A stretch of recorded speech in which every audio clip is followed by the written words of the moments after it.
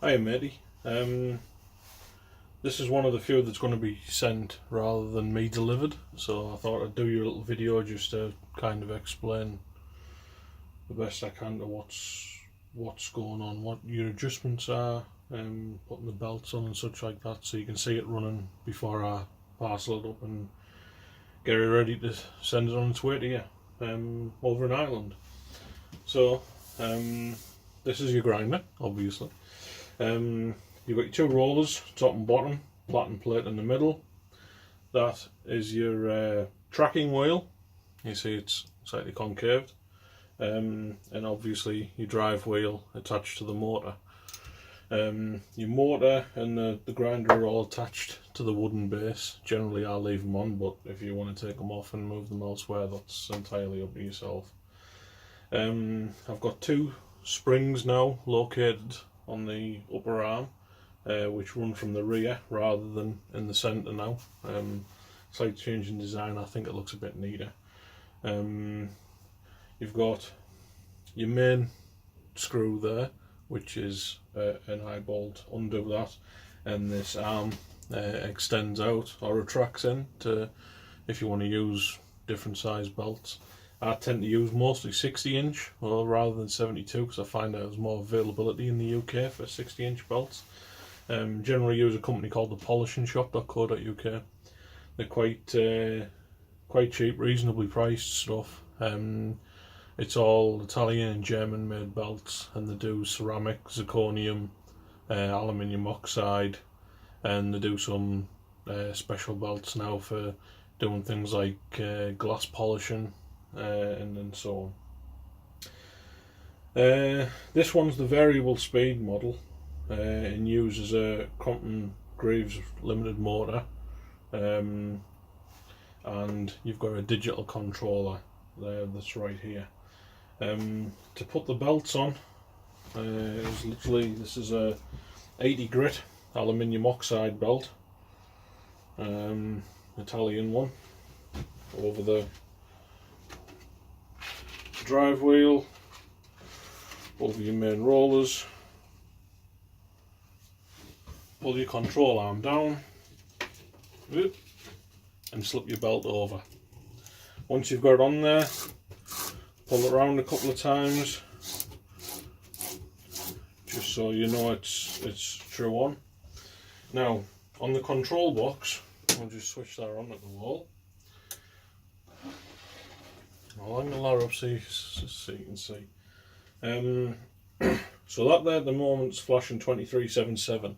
That refers to the amount of hertz going through to the motor. The maximum is 50, and obviously you can turn it up and down between as you so wish. When you first put the belt on, there's a button there that says quick jog. If you press the quick jog button,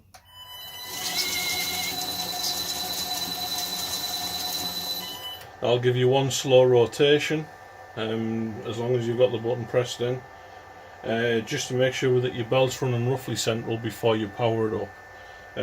To power up, it's the run button.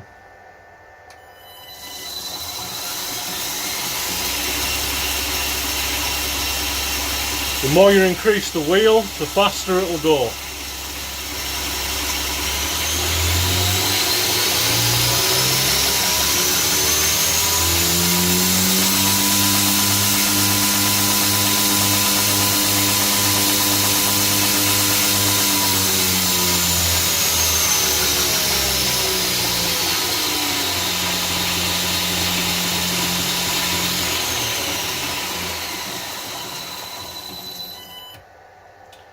When you want it to stop, press the red stop button. You can stop it at any speed. You don't have to wind the speed down first and click stop. You can press the stop at any time. It'll give you a readout on there of what you press stop at, and that's the same speed that it'll start at when you click run again. So you can vary and alter the speed with a little dial knob on there. This control unit works very similar to like a small PC, and it has a PC fan built within them to keep the processor and stuff cool within inside. So I would strongly recommend putting this either up a height or underneath your bench or anywhere that you can access it without having to sort of lean over the grinder. If you want to put it in a case, that's fine, you don't have to, but it's the safer you can keep this unit, obviously, you know, goes without saying really, it's electric. That's pretty much it really.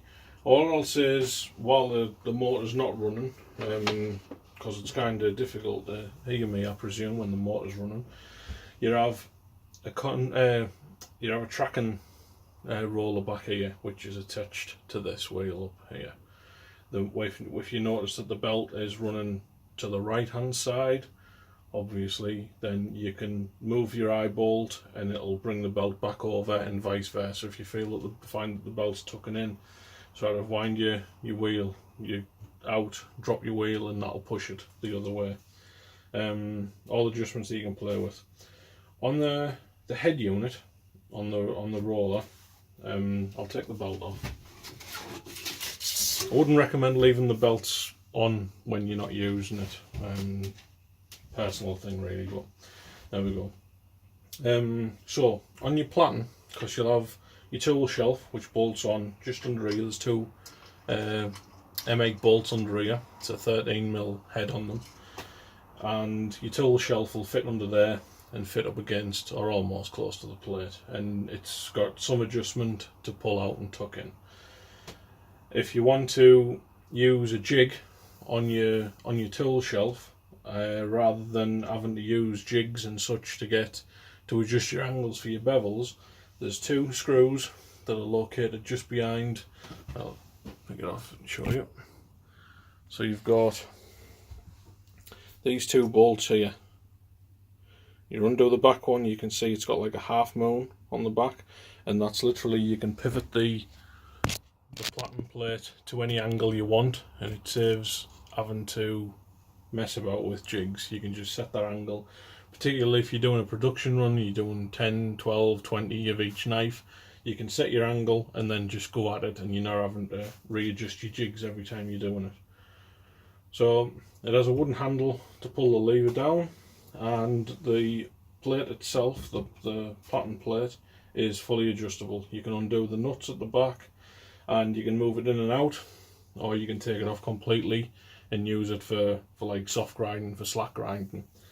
Some people use the belt across the top where there's no restriction there to create your rounds and round off your handles, but again, personal preference.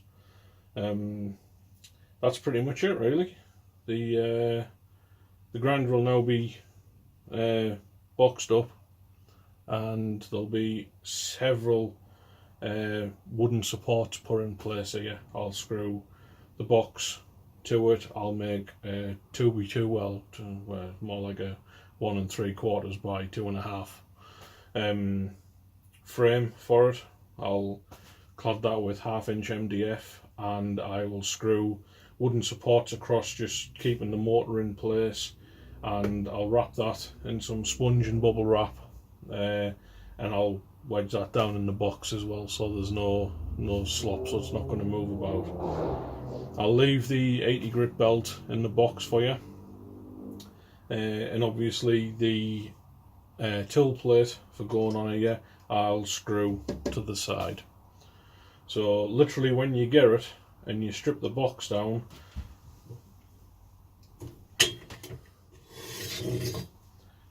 it'll be like that. Your wheel and platen will be fixed in the box, so it's literally a matter of just slide the arm in and tighten up, and then you're ready to go. Everything else will be just plug in and play. Oh, but you make some good knives on there, and enjoy.